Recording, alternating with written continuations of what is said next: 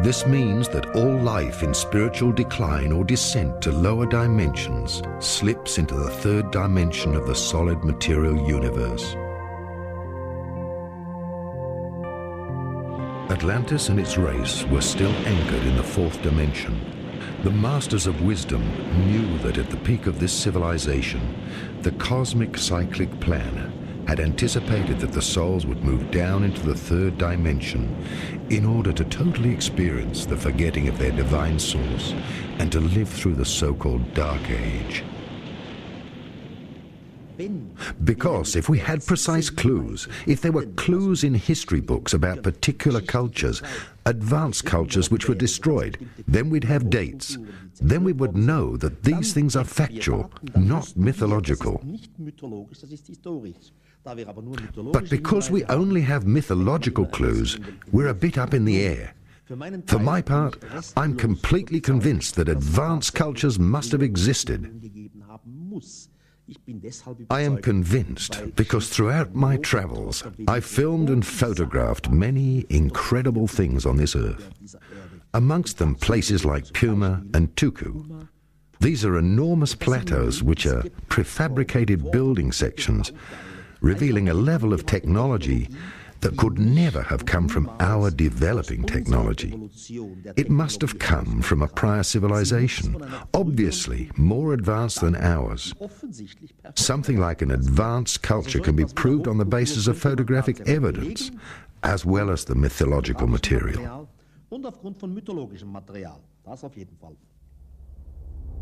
So far, human beings had experienced a divinely guided matriarchy. The Dark Age experienced the birth of a patriarchy based on personal human will and saw the origin of the ego. The third dimension was induced by a polar shift. The magnetic web of the Earth was damaged, and entire continents sank in a gigantic oceanic catastrophe.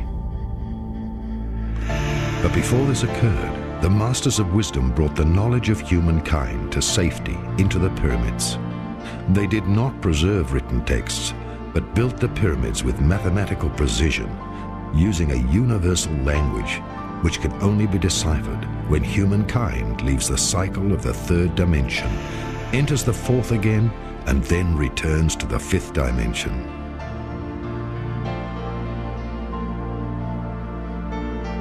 The Masters warned the chosen people of a great catastrophe and sent the pupils and the chosen people to safer lands in order to act as light bearers for humanity on its journey of forgetting.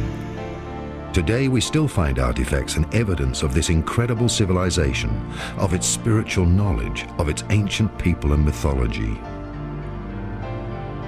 The Masters also prophesied that they would return after humanity had lived through the Dark Age. Once love, wisdom, and power are reunited, they will come back to establish a new school of wisdom.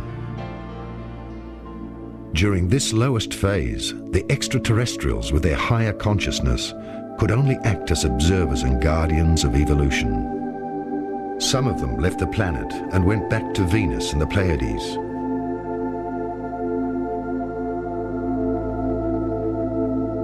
Another part withdrew into underground cities in the inner dimension of the hollow earth, known amongst other names as Shambhala, Eden, and Agartha.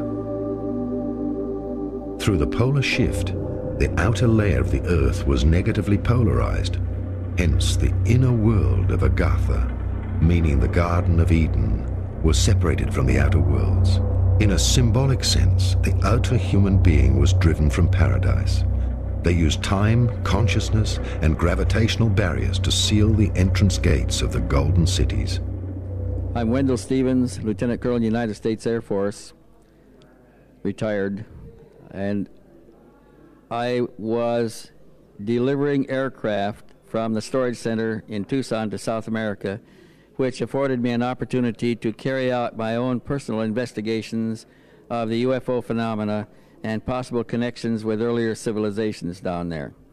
In the course of these deliveries and my investigations, I was led to a Professor Javier Cabrera, who lives at Ica, south of Lima, Peru, on the edge of the Nazca Plains, where we find the Nazca Lines.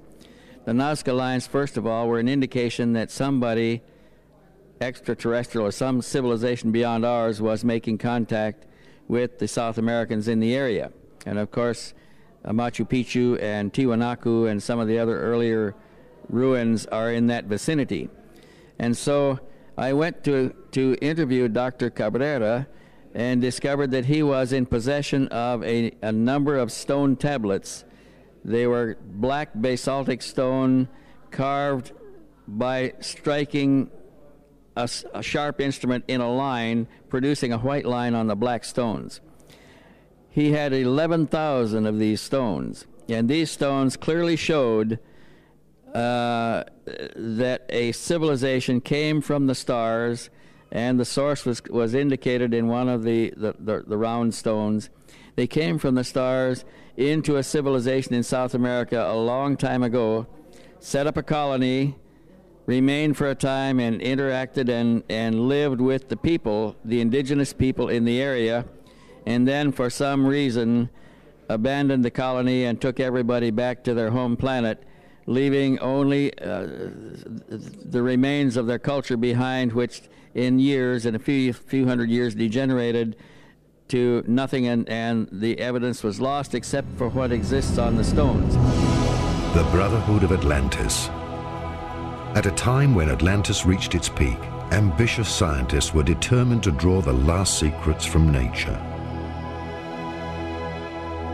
They directed their research into the control of the gravitational net, just as today's government's secret research projects are involved in the control of all material structure. They studied electrogravitation, the compression of matter through sound and light. They built transmitters for the study of time through large crystals, using geomantic power places for energy field merging. Pyramidal structures were used to communicate with higher worlds. They used science to look for the original sound from which everything came. All this was part of the creation plan until this civilization had reached its peak with its exploration of the outer world. Then Atlantis entered a dangerous phase. Until this time, scientists and high priests had been united. Only a divinely guided human being, one who thinks with his heart and feels with his head, was entitled to divulge the secrets of creation.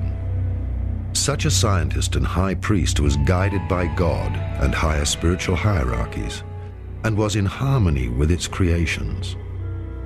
He never threatened lives through any aspirations for power. But a new dark age appeared on the earth. There were students of masters who had not yet completed their initiation, and who experimented and searched for the original sound, Urton, without the permission of the sacred council of the seven wise beings. With this, the destruction of Atlantis was sealed.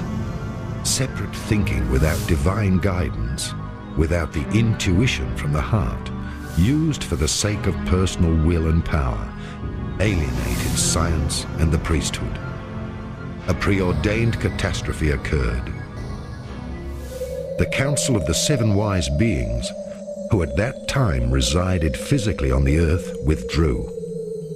The Council warned the God-chosen people and sent them to different continents in order to safeguard humanity's descendants. Everybody knows the Atlantis legend. I don't have to repeat it here. About Atlantis, you'll find an abundance of literature, about 10,000 volumes. I would say that every few years, some clever person comes along and proves that Atlantis was either in the Azores, or near Bimini, or in the Mediterranean, the island of Santorini, and so on. There are plenty of Atlantis theories and Atlantis locations, but nothing until today that can be tangibly proven. Now you ask, if Atlantis as a culture reached round the world, specialists, archaeologists would say no. So you would find their argument is not convincing. You would say that any technologically advanced culture needs some kind of metal. They would work with and melt this metal. And if Atlantis had a worldwide reaching culture, then we should have found used or empty mines of some kind of minerals.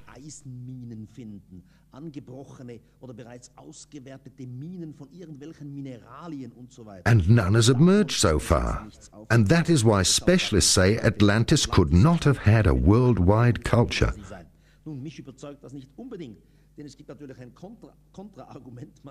The more perfect a culture, the less it would need these kinds of minerals and raw materials as we have them today. One could even say a perfect culture would maybe destroy itself from the outside in a perfect manner, and nothing would be left behind. So we are still up in the air. I would say Atlantis. Yes, Atlantis did exist. Literally, you can prove it quite clearly, but objectively with a solid object in your hand, one is uncertain, unfortunately. After the catastrophe, nations were dispersed. Knowledge, languages, and traditions were divided. Everything progressed in polarity and division. The Dark Age also saw the beginning of the cycle of descent into an ever-increasing division of individuality and of separateness. For the first time, the Dark Brotherhood made its appearance. Until then, all knowledge had been common to all. There had been no knowledgeable elite, neither was the mass of people kept ignorant. There were no rulers, no people being ruled, and no governments or bureaucracies. Most spiritual guides of the outer world, along with the worldly leaders, fell under the influence of polarity. The now self-appointed leaders had their own city-states, and because of the knowledge they kept to themselves, they were worshipped more and more, and were paid duties. The Brotherhood of Atlantis ensured that knowledge was divided into two parts. On the one hand, the exoteric knowledge accessible to all. On the other hand, the esoteric secrets only accessible to the initiated members of the Brotherhood. The saying, "knowledge is power," dates from that time. When knowledge was withheld from the ordinary people, the spiritual decline yielded darkness.